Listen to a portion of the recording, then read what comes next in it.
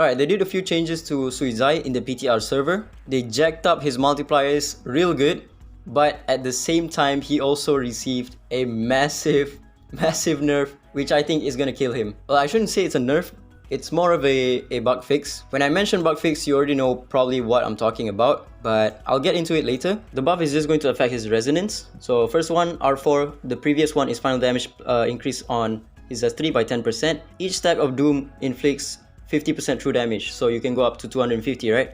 Now, the change is the final damage is still 10%, but each stack of Doom grants you 80% true damage, so you can go up to 400% with 5 stacks. And then the next one is going to be his R6. The old one is whenever a buff or debuff is attempted on him, his attack permanently increased by 5% up to 100%. So this one takes a long time to stack up. New effect is now whenever a buff or debuff is attempted on him, his attack and defense will permanently increase by 20% up to 200%. That is really high. Now, these are all good news, right?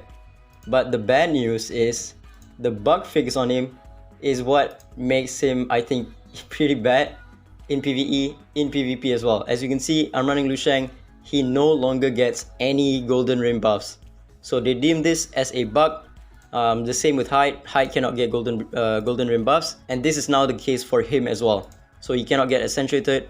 Some people are trying to run him with Chu Yao. That no longer works anymore.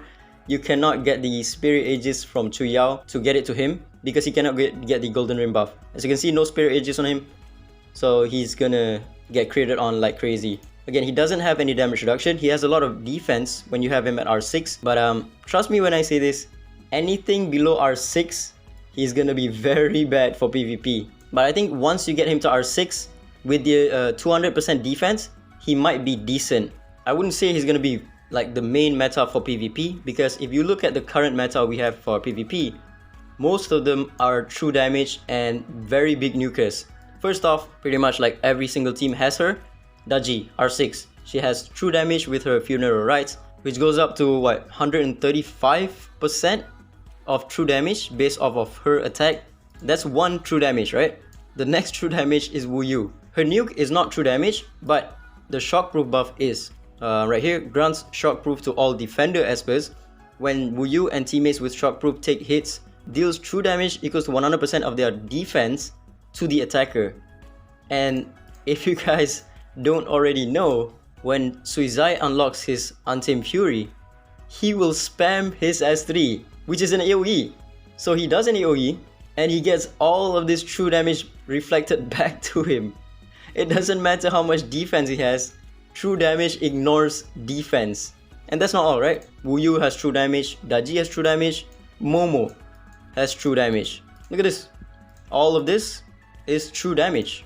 I don't think it's possible for him to survive in PvP in the current meta. Every single unit has like some form of true damage in their kit, and they're all meta. Momo's meta, Wu Yu is meta, Ggez is meta. Moro just completely ignores defense. 85% of the defense he is going to ignore. How is this guy going to survive? I have no idea at all. And he can't even get Spirit Aegis buff. And in the previous video, I mentioned that he was maybe going to build for Shadow Stream. But someone pointed out that when you run him in Shadow Stream and he unlocks the Untamed Fury, he will spam his S3.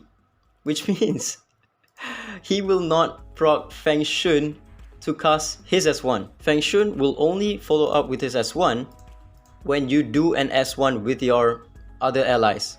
He will not follow up with the S1 if you do an S3, which this guy will be spamming it in Shadow Stream. Okay, let me just show you an example. There's one way to make sure that Feng Shun will always pursuit attack with his S1 even when you cast your S3 or S2 on your allies. As long as you do damage, you should be able to cast the pursuit attack on Feng Shun's S1 by running Jingwei. So let me show you an example right here. I'm gonna be casting Gabriel's S3, which in theory should not proc Feng Shun's S1, right? Because you need the ally to use their S1 in order for him to pursuit attack. But by running Jingwei, when you have 3 buffs, at least 3 buffs on your ally, on your attacking ally, she will then pursuit attack with her S1, which will then call in Feng Shun for the pursuit attack. Let me just show you in slow motion. 3 buffs on my Gabriel, she follows up, and he follows up. See? Now if I were to remove Jingwei, when I cast the Gabriel's S3, Feng Shun will not follow up because I'm not proccing the S1 of Jingwei. See? Now why is that relevant in any situation? Because you can no longer run this team right here. When he gets his turn, he's going to be using his S3, but because he cannot get any buffs, he will not call in Yushu or Jingwei for assist, which means your Feng Shun will also not pursuit attack with his S1. So when you get his turn in Shadow Stream, he's the only one that's going to do damage. You will not get any follow-ups from Jingwei. You will not get any follow-ups from Feng Shun. That is why I think he's not going to be that good. Now, when you have him at R6, he does get 200% attack, right? And also he has a lot of speed as well. But need I remind you, we already have an Esper that has insanely high attack stat, which is this one right here, Osana. 200% attack, but again, her multiplier is very low, 165% on the nuke. It's only 2 turns, but it's only 165%. This guy pretty much has the same multiplier, but it's a bit less, right? 150, because this true damage will not work in Shadow Stream. You cannot put the Doom debuff on the boss because the boss cannot be debuffed. So you're only going to be getting 150% of multiplier with 200% of attack and the 200 speed, right? Maybe you can make something work with the 200 speed, but like I said, when he gets his turn, your Feng Shun, your Jingwei will not follow up. So yeah, I don't think it's gonna work in Shadow Stream all that well. He might be a decent option if you don't really have anything to run, but I think even like Li Guang is still a better choice, because at the very least, when Li Guang casts her S3, when she has 3 buffs, your Jingwei will then follow up, and then your Feng Shun will also follow up. So you're still maintaining the DPS of Feng Shun and Jingwei. And we also have like pretty much a better option for him in Shadow Stream very soon. Even I think R0 Mingshuo probably is going to be better than him. If he's not R6, I think definitely R0 Mingshuo is going to be better. But once you get Mingshuo to R4, the uptime of the Thunderclad is going to be 3 out of 4 turns, which is going to be massive because he is faster than Suizai. He gains 300 speed and does a lot more damage. This crit damage boost and his defense ignoring is insane. Whenever he casts his S3, he does like 1,000,000 plus damage when you get to the multiplier phase. So I don't think Suizai is going to be competing against Mingshuo in that sense. So yeah, I just wanted to cover Suizai real quick. It is a buff, pretty massive buff on, they jacked up his multipliers real good, but it's more like a nerf in my opinion because he no longer gets like the golden rim buff. Because the Spirit Aegis buff is, I think, crucial for him to survive in PvP. There's just way too many nukers in PvP. If you can't get the Spirit Aegis buff, the first turn that Wu Yu counter attacks you, you're pretty much just gone. You can't do anything about it. You have no damage reduction. Your defense increase gets countered by true damage, by, you know, attacking Wu Yu teams, Momo attacking you. And whenever you counter attack, Momo is also going to counter attack you back.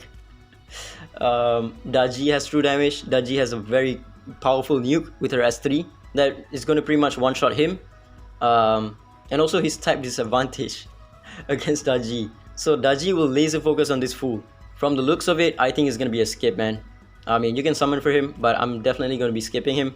There's just way too many must-have Espers in the game right now that, you know, going for R0 or even R6 of him, I don't think is worth it at all. Unless maybe, you know, some people find a, you know, broken as fuck team for him at R6, but below R6, I don't think he's gonna work at all. Yeah, that's about it, y'all.